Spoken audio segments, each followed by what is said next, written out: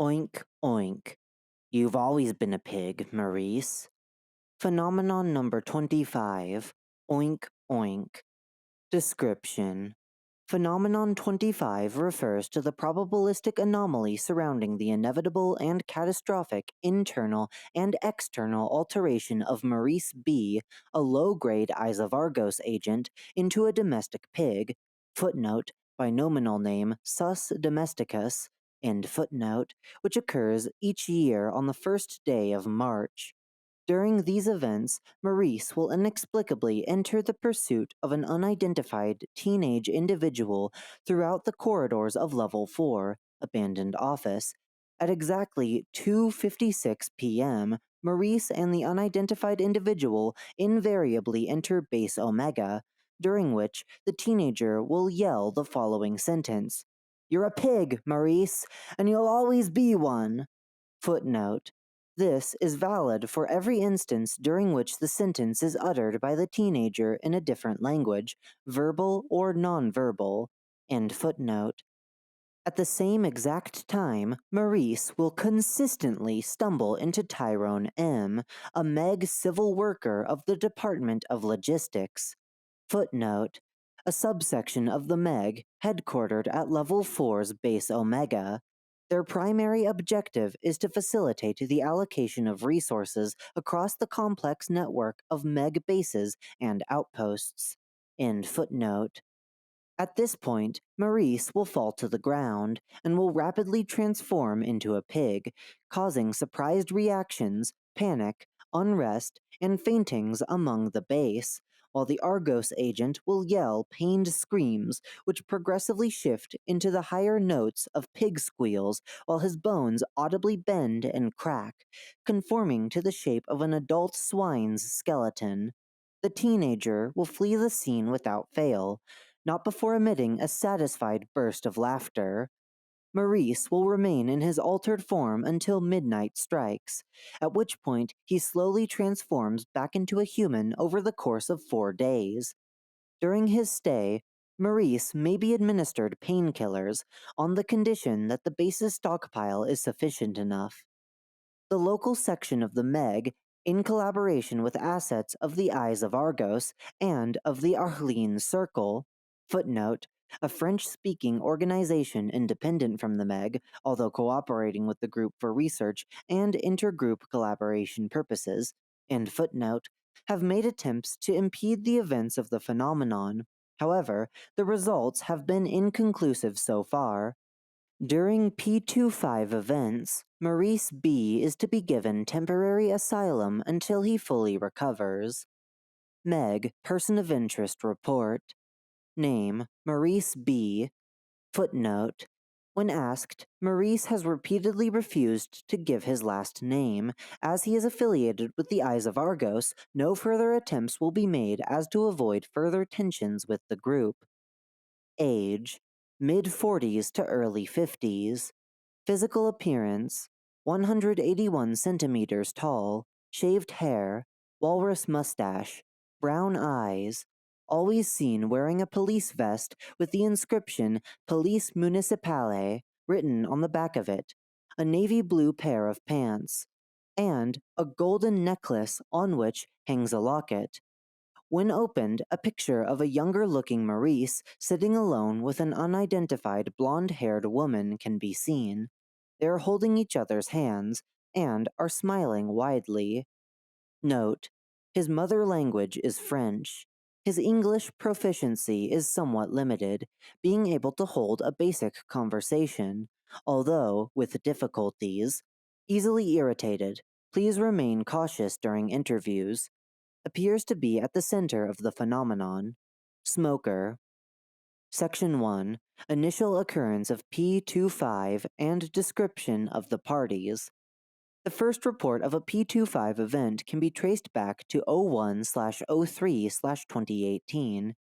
Maurice was first thought to be unaffiliated with any organization, but his status as an EOA operative was quickly discovered, due to his shoulder patch depicting the organization's logo. As his entry into the base was technically an illegal intrusion, he was rapidly detained. multiple attempts at conducting an interview were made. The first one, which happened 2 days after the incident, was unsuccessful due to Maurice's vocal cords not being functional. The next day, further attempts were refused by Maurice until he finally conceded after Jean Meyer, a lead archivist at the Ariane Circle, volunteered as an interviewer. It quickly appeared that the events of P25 were not the first interaction the former police officer reported to have had with the pursuee. They repeatedly taunted Maurice through various malicious acts, such as throwing small rocks at Maurice's head, no-clipping his leg to trip him up, and going as far as sending a severed pig head to his barracks, despite access to the location being heavily restricted and guarded. The EOA agent was reported to not be aware of any motives that might have explained the repeated acts of the unknown individual. There are no clear relations between the two parties, although Maurice reports a quote-unquote vague familiarity. There are no known means to contact the quote-unquote P25 John Doe, which significantly hinders the efforts of the investigators. It is assumed that they are capable of abnormal capabilities, and as such should be approached with caution if seen. Meg, Person of Interest Report. Name, unknown. Nicknamed the P25 John Doe by the Meg, or Little Shit by Maurice. Age, unknown.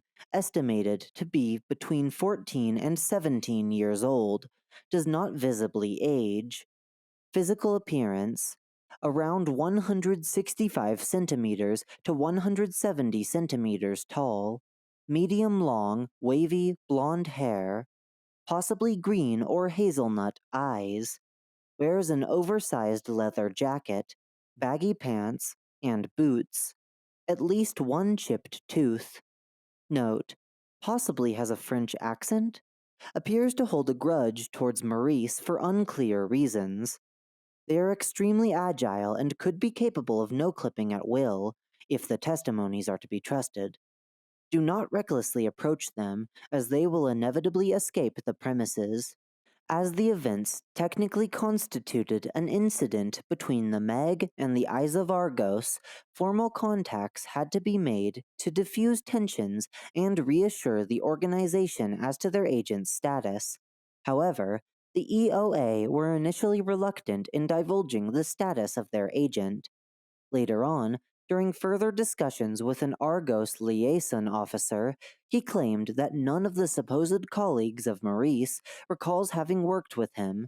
Said colleagues have privately confirmed not knowing Maurice. When pressed with knowledge of those discrepancies, the EOA finally admitted that although Maurice had been confirmed through records to have contributed to the arrest of numerous, quote-unquote, sinful individuals and beings, they had no previous knowledge that Maurice was part of the organization. Furthermore, the EOA disclosed being unable to fully expunge the agent from their database, as he would simply reappear each time the database was updated.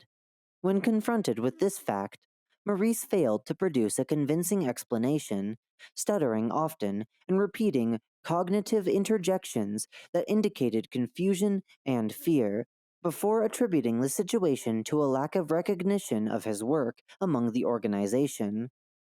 Maurice was allowed to leave the premises of Base Omega once he made a full recovery. At the time, the event was deemed exceptional, as none had expected any sort of recurrence.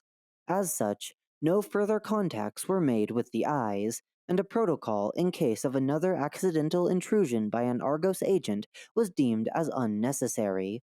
Section 2. Further incidents. Contrary to belief, P25 repeated itself in the following years. Tensions mounted between the Meg and the Eyes of Argos, who accused the former of lying in a cover-up operation to justify the abuse of one of their assets, despite their self-admittance of the database anomaly. The situation contributed to a temporary deterioration of the already tenuous relations between the two groups, resulting in an increase in what the Meg deemed as quote-unquote arbitrary arrests and in the necessity to find a mediating participant. Jean Mayer, the head of the Ariane Circle Information Collection Section, was present at Base Omega as part of an extensive research partnership with the MEG, and was thus a key witness of the events of P25. Mayer accepted that the initially confidential report of the AC be made publicly accessible on the general public database. Ariane Circle Incidents Report Pythias Group by Jean Mayer. So, the Meg was wrong. So was I, honestly. We expected this to be nothing more than a small, strange blip on the radar of an otherwise uneventful place. However, Level 4 held a surprise for me and the Meggies. First day of March of the year 2019, sometime in the afternoon, Tyrone leaves his office desk for a cup of almond-flavored coffee. As he returns to work, a teenager, followed by a familiar face wearing an Argos patch on his shoulder, bursts into the base. The kid yells, "You're a pig, Maurice, and you'll always be one." And the rest is history, a perfect repetition, down to the time. The cop seemed to not particularly remember our previous interactions, while Argos reaffirmed that they had not heard of him since last year, despite their database telling them that he was very much active. We were puzzled, but perhaps this was just a coincidence, right? 2020 came, and it happened again, with a small variation. The teenager wore a matador outfit and spoke in Spanish. Something was obviously up. This did prove that P25 could be subject to minor variations on its own, but what if we induced that change? We built an entire protocol on how to react to the events, who was to be present on that day, how to best handle the healing process of Maurice, and what to communicate to the eyes, who are growing weary of our annual meetings concerning their Schrodinger's cop. With that protocol in mind, we could induce changes and see how that might impact the events. Perhaps, after all, we could stop the phenomenon from happening, right? 2021. I suggest to the Meg that Tyrone should be evacuated to another place, perhaps another level, even. We debate, as sending the poor guy to another level is risky, and settle on an enclosed room guarded by an agent. 2:56 p.m. strikes, and Tyrone reappears, grabbing his usual lukewarm coffee in an apparent fugue state. He does not recall having done so, as well as not remembering how he fled. The guard, of course, coincidentally lost focus when seeing a friend who had just returned from an exploration and let Tyrone slip away. 2022. I finally get the Meg guys to evacuate Tyrone to another level. He's got the heebie-jeebies, as he had always managed to remain in the confines of level 4. Footnote: working in logistics in a Meg base is a thankless job, but it has the merit of a much higher survival rate. End footnote. But we assure him that he will be safely transported. He is eventually transferred to the Meg outpost in level 5, Terror Hotel, months before the annual P25 event. March 1st, 2:55 p.m. strikes, and everything is seemingly fine and calm when a disgusting mass of guts and flesh, bearing a face whose traits are superficially similar to that of Tyrone, no-clips from the ceiling. As it drops to the floor, it screeches, and it attempts to reach a cup of coffee, smearing the entire table on which it stood with a viscous crimson matter. Instead of grabbing it, it fuses it to its body. The creature then slides towards Tyrone's office, when Little Shit and Maurice enter the base, and the same thing as usual happens. Sort of. I say sort of because when Maurice tripped onto the mass of meat, it exploded, coating a good portion of the logistics department in that very same matter I described. It took weeks to clean it off, and I could swear that a lingering smell of rotten flesh has remained close to where the office is usually served. To this day, people still give me shit for what happened, and I learned a valuable lesson. You do not mess with fate. In 2023, one can imagine that none of us dared to impede P25. All happened according to plan, with the slight variation that Maurice was deaf and only spoke in what I can only call Morse language, as he opened his mouth and emitted Morse code. I do not have much advice for my colleagues at Base Omega. Leave things be, as Destiny has decided that on March 1st at 2:56 p.m., an ex-cop from France was to be publicly humiliated by a rebellious teenager in front of tens of people. Section 3. Latest Developments. On October 28, 2023, a liaison officer from the Eyes of Argos informed Jean Mayer of a change in their database, as Maurice was marked as killed in action. This significant development was deemed as a potential catalyst for ceasing the events of P25.